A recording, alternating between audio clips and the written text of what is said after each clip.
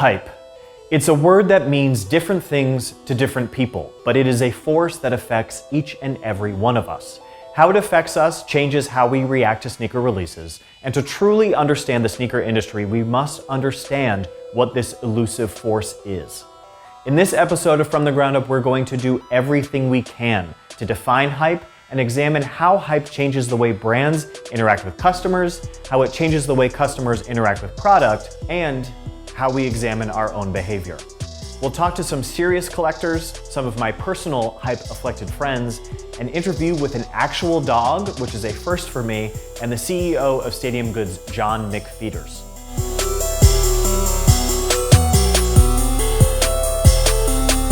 Hype is a component of every customer's buying experience. Of course, every sneaker fan considers aesthetics and price and availability of a shoe before they buy it, but hype is that elusive fourth quality that escapes measurement.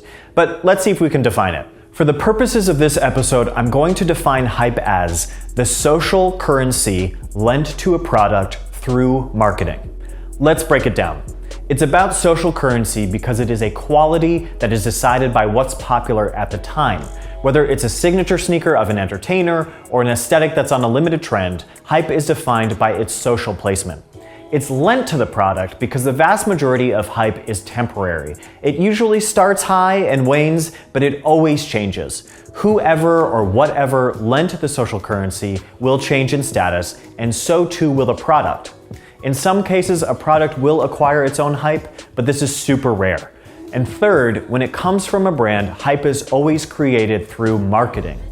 Brands pour millions of dollars a year into hype, something that in 2014, we learned Nike classified as demand creation, something that hit over $3 billion for them that year, or $100 per second. But it's impossible to point at what works and what doesn't, unless, of course, you ask the folks who buy the shoes.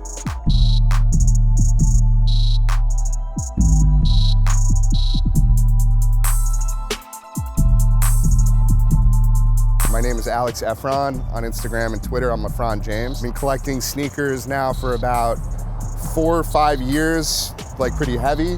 Collected sneakers my whole life, of course, but didn't really get into it until about 2012, 2013. Yeah, big sneakerhead, happy to be here. I'm Mike, AKA The Campout, as most people know me. I've been collecting on and off probably about 18, 20 years now. So, Campout is what they know me as, is doing sneaker lines and just collecting a very large amount of shoes. All right, so let's keep it moving. What's the most recent GR pickup that you made, and what's the most recent hype pickup that you made? And give a little explanation on why you chose to pick up that shoe. So the clay green is probably my most recent GR pickup.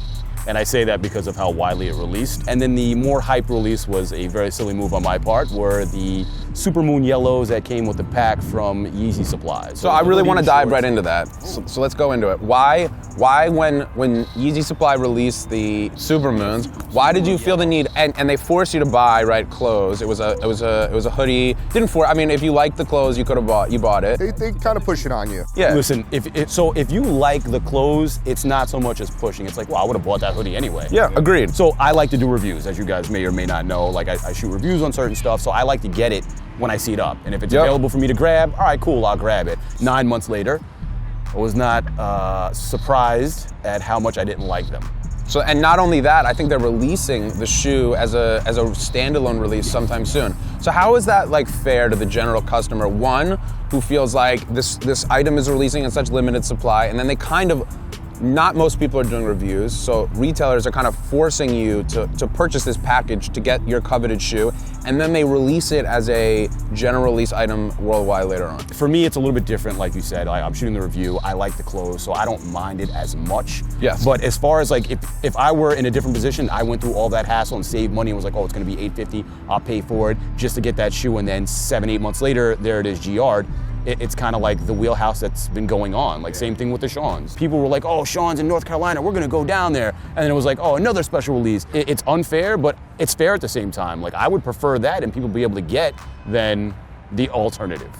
For me, this actually happened to me once. I was actually at Kith for a completely separate reason, and I got an alert on my phone that the PSNY 12 raffle was about to happen. So I hopped in line. The deal was you had to purchase something from the collection. So I ended up spending like $450, $500. I was kind of heated afterwards because they were only going for like $450, $500. So did you only buy them for the flip? Yeah, I was actually But- just about to say that. Why would you be angry about Good that? point.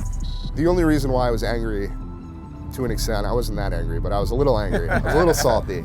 I invested a lot of time and effort into getting them. This takes a really interesting point that I want to dive into, and that's the value of time. And I think that is a really underrated value in what we all do in the sneaker community. And I think a lot of times, we take for granted the amount of effort that people put into getting a pair of shoes. When you secure the bag, right? Let's say you get your shoes. I remember waiting in line and people were smashed up next to each other. Versus like if I had spent $75 above box price and I just got the shoe from my couch. So what is the effort, right? I'm taking this one. Yeah. So basically, the problem that I have with everything going on now and sitting on your couch and receiving a shoe, it's easier to let that shoe go because you gave way less effort to get it. I'm a little bit older, so I remember going to get a shoe and waiting for it. That's a memory tied to that shoe. That's gone now. Now it's like, can I flip it? Is it worth it? Can I wear it a couple times and then make my money back? The whole experience is gone. I mean, I know we alluded to paying resale for a pair of sneakers. When I buy sneakers and I know I'm gonna keep them, I don't really care what the resale value is. I don't really care what the production numbers are. I guess subconsciously a part of me, cares to an extent, but at the end of the day, I try to keep to my own, values and morals, which is to buy what I like and collect what I like. Ironically, one of the best ways for a brand to build hype has nothing to do with the brand at all. There are social media accounts all over that balance brilliant content with product to foster community and ultimately sell more shoes. One of my favorites is Dachi Hype, and we're lucky enough to have her for a quick interview.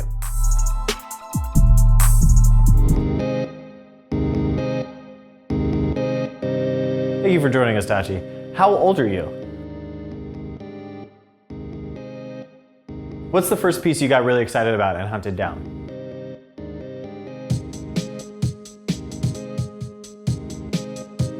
Have you ever fallen victim to hype yourself?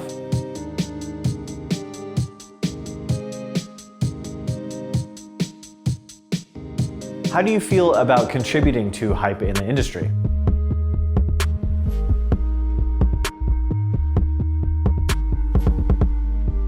Who is more into streetwear, you or your human, Chris?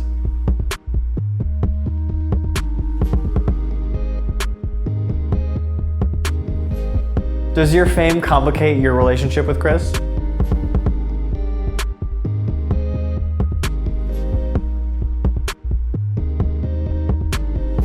Awesome. Thank you so much for taking the time to sit with us.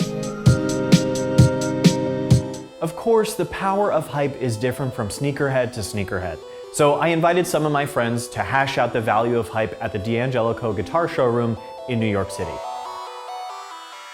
What's up, guys? We are here at the D'Angelico Guitar Showroom in New York City. I'm here with Brian ALCAZAR, also known as First on Instagram, Stephen Pinkerton, Shoe God, Chase Peso, CMO of Roar Organic, and Noah Neiman is back from Rumble Boxing. Thanks for joining me today, guys. So we're talking about hype, and part of the problem with talking about it is it means so many things. The first person that I want to talk to is Chase. You used to own and operate a sneaker store on Long Island. How have you seen this amorphous, defined word, hype, sort of affect the way that your clients would buy products? Everything was predetermined for you based off someone's Instagram feed. So whomever you followed is whomever really made your purchase decisions. And that's tough when you try to work alongside a brand to bring a new product to market, or just looking for new products to bring into your business to begin with. It's challenging, man. Hype controls everybody. Sure. And so, Brian, sometimes when a brand is trying to sell a product and the hype doesn't sort of happen naturally, they engage people like you to sort of build that. How does one do that? How do you manufacture hype? Well, honestly, when I was growing up, one of the first things that drew me to sneakers was really dope photography.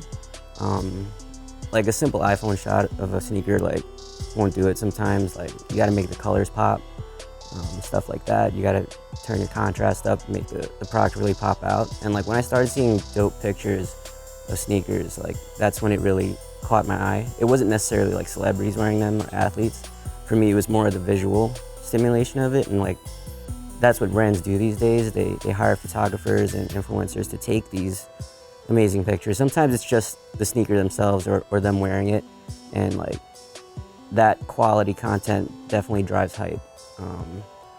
Likes, comments, all that stuff. And so, Steven, you're very much engaged in the community, and sort of, I know that your community is oftentimes the sneaker community, and we've had a lot of conversations about what the value of this is, this idea of hype, and what it means when someone has their entire purchasing decision be based upon it.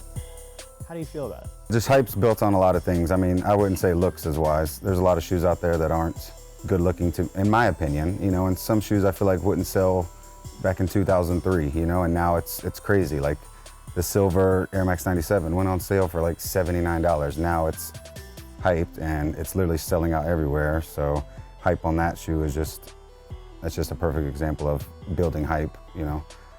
All the Air Max from the Air Max pack went on sale.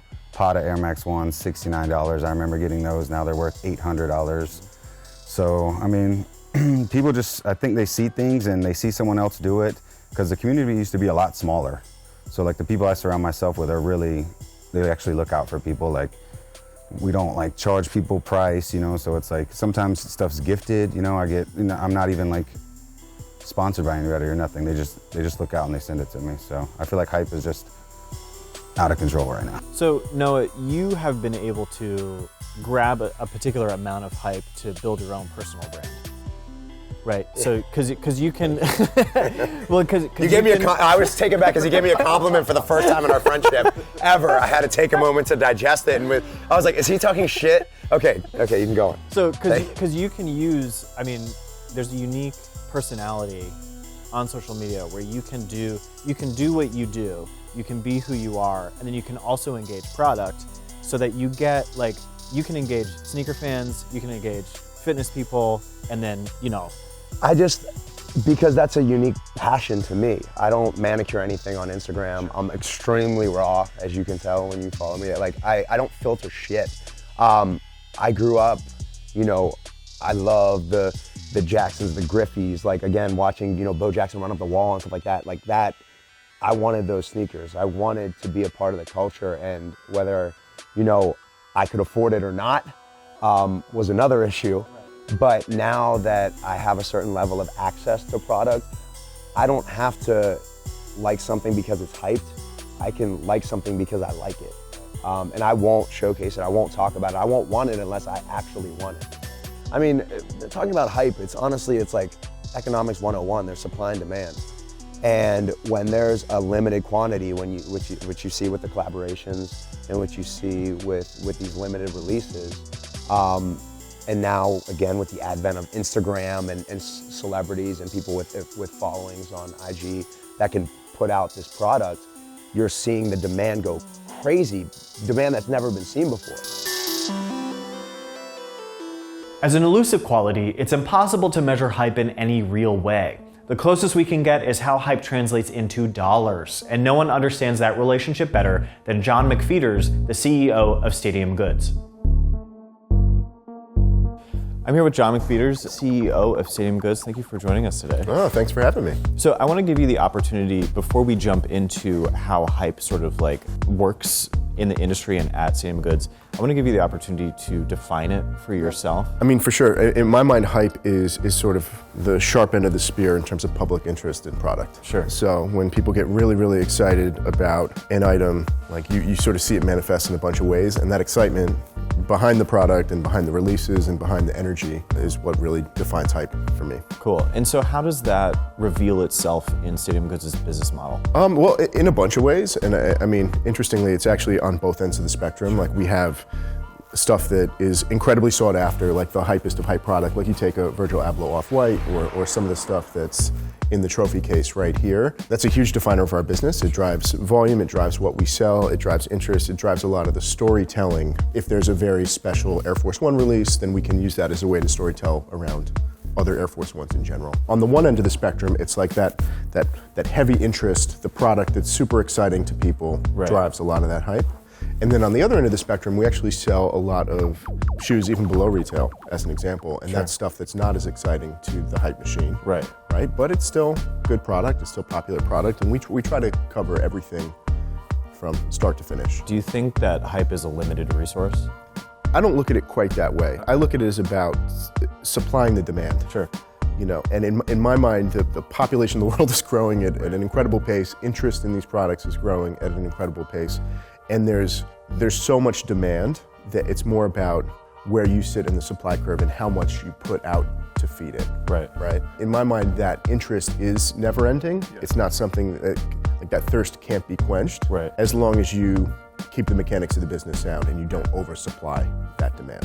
So how do you think rarity and hype have a relationship? So the rarity thing is interesting, and it can't be that rare to really drive the hype. If it's something that's got like 10 pairs or 50 pairs, like it'll be exciting. Right. But there has to be an element of accessibility and there has to be scale behind the product. You know, the stuff that we see that drives the largest interest and really moves the needle the most are things that are, on the one hand, very hard to get, but there's significant quantities behind them. So you can have a lot of different people that are wearing them, talking about them. It's a huge driver. And I think a lot of times there's this misconception that scarcity is the big lever, when a lot of times the most sought after product is made at huge scale. Right. It's just sold out everywhere in larger quantities. You've got so much of, especially when like aftermarket hype comes from seeing somebody wearing it. Yep. You know, it's like, or knowing how the release went, like knowing that it's not available anywhere. Because like the Off-White Prestos during the release, those were not the ones that people were going for. Yep. And then afterwards, after people started seeing other people wearing them, they were like, oh shit. Yeah, I mean that's one of the hardest ones out of the batch. Right. I mean that's, you know, I can see how that was kind of the sleeper in the beginning and how it sort of came around on the other side. A lot of that speaks back to your other example of consumer interest shifting the lay of the land. Like something that wasn't the hottest of the original batch can change perception-wise after the release. Cool. And a lot of that is consumer-driven. Hype may be unquantifiable, but it is not undefinable, and we can definitely understand how it plays on us and our habits. There's no shame in buying something because of the hype and loving that part of the industry and this community, but it becomes a problem when we deny awareness of it. Buy all the hypey stuff you care to, just know when you're doing it and take responsibility for your own behavior. That's it for this episode of From the Ground Up. We hope you guys enjoyed it. If you did, don't forget to like and subscribe, maybe share this. I have a question that I actually want you guys to answer down below. Let us know if you ever bought anything based on its hype and ended up regretting it. I know I did. I bought 2 pairs of New Balance 1500s in red. They were just GRs, and I bought 2 pairs, and then I tried to sell them and I couldn't. I threw away $300. Don't be like me. Figure it out.